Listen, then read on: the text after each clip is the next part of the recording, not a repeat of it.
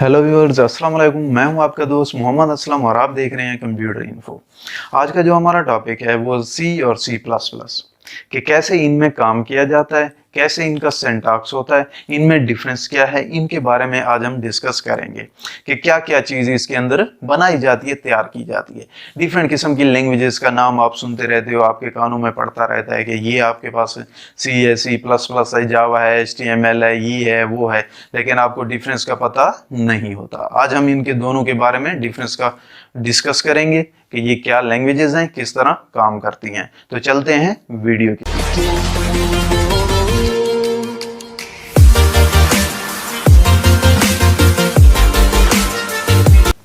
सी, पहले देखते हैं कि सी लैंग्वेज क्या है। सी लैंग्वेज असल में बिल लैब के अंदर ड्राइव की गई, बनाई गई या इंट्रोड्यूस की गई या इन्वेंट की गई। ये 1972 के अंदर तैयार की गई। मीन्स के इसके अंदर जो मालिक था इसका वो डेनिस ऋषि था। डेनिस ऋषि जो इसके अंदर काम करता था। अब ये जो लैंग्वेज थी इसके अंदर जो फीचर्स थे वो लो लेवल लैंग्वेज वाले थे। मीन्स के नियरेस्ट थी किसके, हार्डवेयर्स के। आपकी ये जो लैंग्वेज थी वो करीब थी किसके, हार्डवेयर्स के, और तेजी के साथ फास्टली काम करती थी।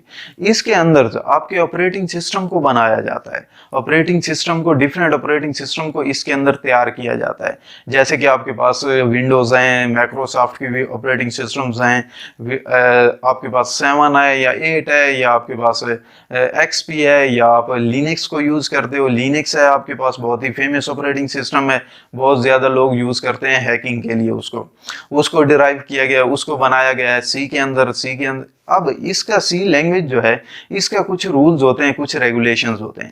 जैसे कि हमारी नॉर्मल लैंग्वेज है ना, मैं उर्दू में बात कर रहा हूँ, आप समझते हो कि उर्दू में बात कर रहा है, ये बात कर रहा है, वो बात कर रहा है। इसी तरह कंप्यूटर भी सेम सी के अंदर जब किसी भी सॉफ्टवेयर को डिवेलप किया जाता है तो कंप्यूटर उसको अंडरस्टैंड करता है, ये कंप्यूटर की लैंग्वेज है।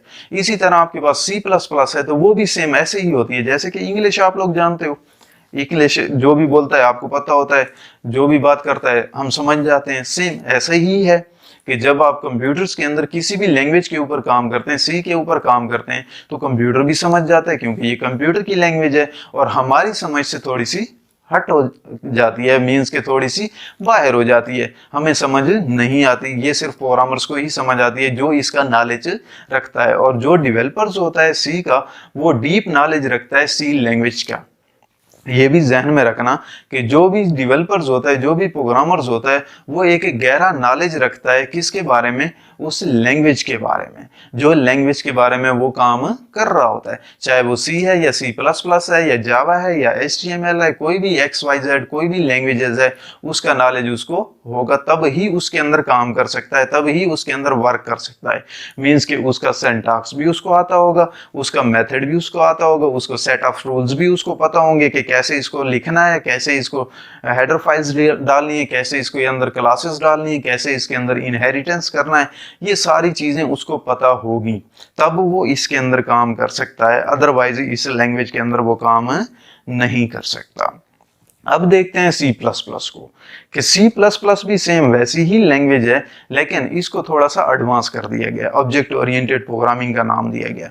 जैसे कि थोड़े से फीचर्स हाई लेवल लैंग्वेज वाले इसके अंदर डाल दिए गए। हाई लेवल लैंग्वेज क्या है कि आपके वो फीचर्स जो आपके नेचुरल लैंग्वेज के करीब होते हैं, मीन्स के आपको आसानी से अंडरस्टैंड कर सकते हो, आप वो फीचर्स जो आसानी से एक इंसान की समझ में आ रहे होते हैं। इंग्लिश है तो उस लैंग्वेज के अंदर आपके कुछ फीचर्स होंगे जो आपको इजीली अंडरस्टैंड कर रहे होंगे, प्रोग्रामर्स आसानी से समझ जाता है कि इसके अंदर क्या काम करना है, क्या चेंजिंग करनी है, क्या अपडेट्स करनी है, क्या ये कोडिंग डालनी है, ये सारी चीजें उसकी समझ में आ जाती हैं।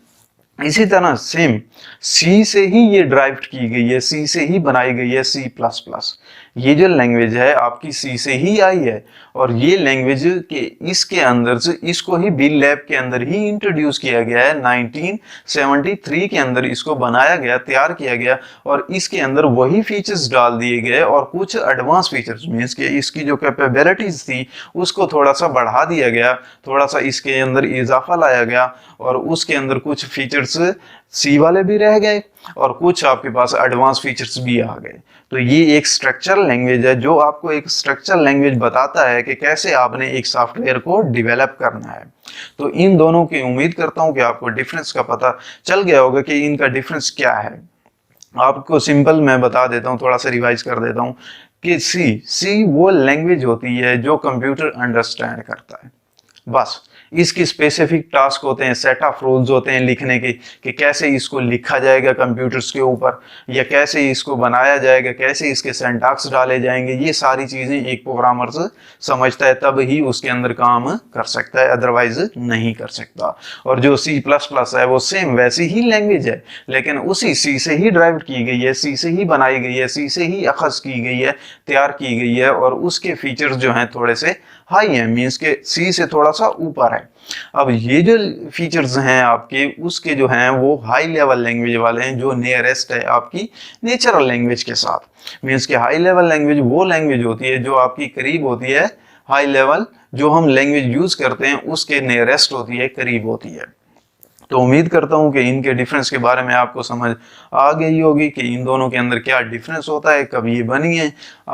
तो उम्मीद करता हूं कि आपको ये मेरी वीडियो पसंद आई होगी। अगर मेरी वीडियो पसंद आई है तो मेरे चैनल को सब्सक्राइब करें, वीडियोस को लाइक करें, और मजीद ऐसी वीडियोस देखने के लिए चैनल को ज़रूर सब्सक्राइब करें। Thank you very much. Video देखने का बहुत बहुत शुक्रिया। अल्लाह हाफिज़।